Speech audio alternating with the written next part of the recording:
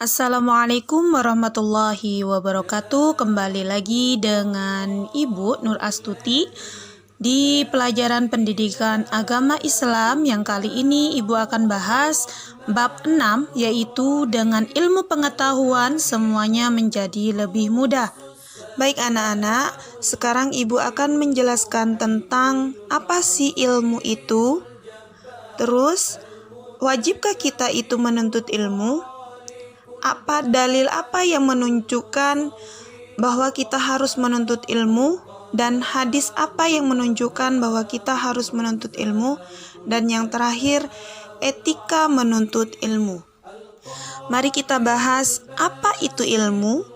Ilmu berasal dari bahasa Arab yang masdarnya adalah alima ya'lamu, yang berarti tahu atau mengetahui.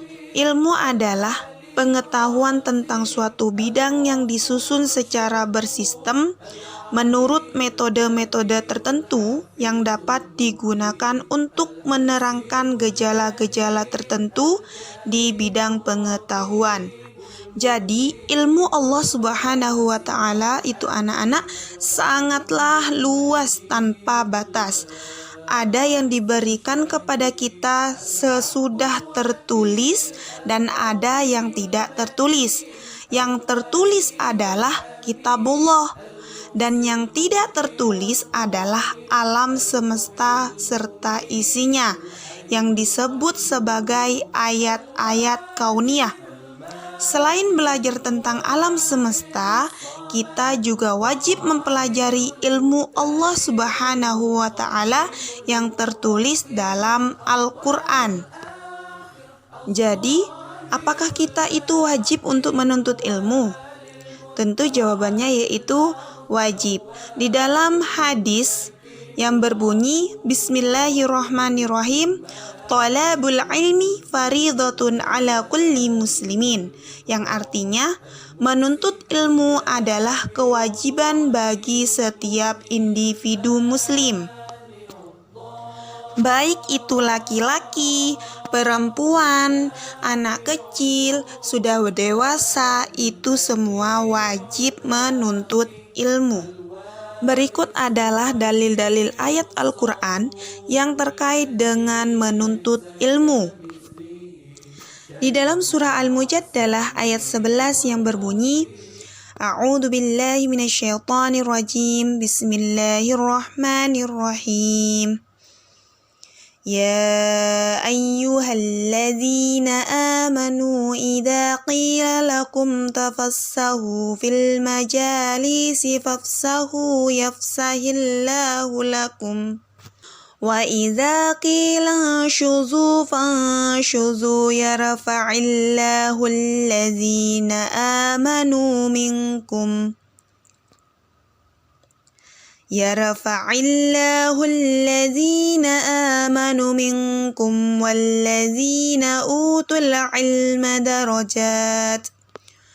Wallahu bima ta'maluna khabir. Shadaqallahul azim.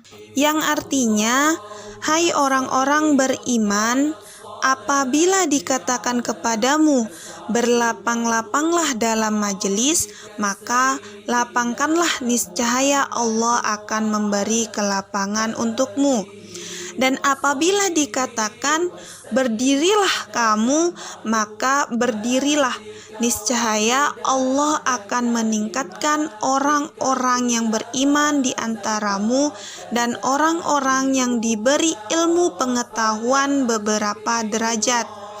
Dan Allah Maha mengetahui apa yang kamu kerjakan. Surah Al-Mujadalah ayat 11. Maksud dari surah Al-Mujadalah ayat 11 tersebut yaitu perintah Allah untuk kita menuntut ilmu setinggi mungkin dan selalu beriman kepada Allah Subhanahu wa Ta'ala dan selalu memuliakan orang-orang yang beriman dan menuntut ilmu atau berilmu pengetahuan. Dan berikutnya yaitu surah Ar-Rahman ayat 33 yang berbunyi A'udzu billahi minasyaitonir rajim. Bismillahirrahmanirrahim. Ya ma'syaral jinni wal insi in istata'tum an tanfudu min aqtaris samawati wal ard أن تنفذوا من أقطار السماوات والأرض فانفذوا لا تنفذون إلا بسلطان صدق الله العظيم, yang artinya, hai jemaah jin dan manusia, jika kamu sanggup menembus atau melintasi penjuru langit dan bumi, maka lintasilah. Kamu tidak dapat menembusnya kecuali dengan kekuatan.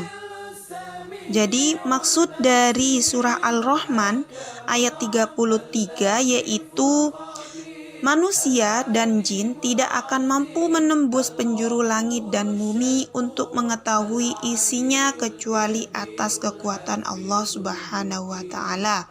Dan kekuatan dari Allah Subhanahu wa Ta'ala itu berupa akal yang harus dikembangkan dengan cara belajar. Makanya itu, belajar itu wajib agar kita dapat menguasai dunia untuk kebaikan umat. Berikut adalah hadis yang terkait dengan menuntut ilmu. Bismillahirrahmanirrahim. Man aradat dunya fa'alaihi bil ilmi wa man aradal akhirah fa'alaihi bil ilmi wa man aradahuma fa'alaihi bil ilmi. Yang artinya, barang siapa yang menghendaki kehidupan dunia, maka wajib baginya memiliki ilmu. Dan barang siapa yang menghendaki kehidupan akhirat, maka wajib baginya memiliki ilmu. Dan barang siapa yang menghendaki keduanya, maka wajib baginya memiliki ilmu. Yang selanjutnya adalah etika dalam mencari ilmu. Di antaranya, yang pertama, kita harus mencintai ilmu yang sedang kita pelajari. Contoh nih, kalian suka pelajaran matematika atau pelajaran agama, maka kalian harus mencintai ilmu yang sedang kalian pelajari. Ya. Yang kedua, menghormati orang yang memberi ilmu atau guru. Kalian harus menghormati guru yang sudah memberi ilmu kepada kalian. Yang ketiga, tidak memotong pembicaraan saat guru sedang menjelaskan. Yang terakhir, mendengarkan penjelasan guru dengan serius, tidak main-main ketika mendengarkan penjelasan guru. Oke, yang terakhir, syarat menuntut ilmu menurut Imam Syafi'i adalah kecerdasan, kesungguh-sungguhan, harus sabar, dan harus mengeluarkan biaya juga, petunjuk guru, dan waktu yang lama. Jadi menuntut ilmu itu tidak dalam waktu singkat. Jadi mulai dari sekarang kita harus menuntut ilmu, dari kecil kita harus menuntut ilmu, dan sampai dengan kita sudah besar, walaupun kita sudah mempunyai anak, cucu, kita harus juga menuntut ilmu. Anak-anak ibu yang dirahmati Allah Subhanahu wa Ta'ala, cukup sekian pelajaran pada hari ini tentang menuntut ilmu. Mudah-mudahan ilmu yang ibu berikan itu bermanfaat untuk kalian.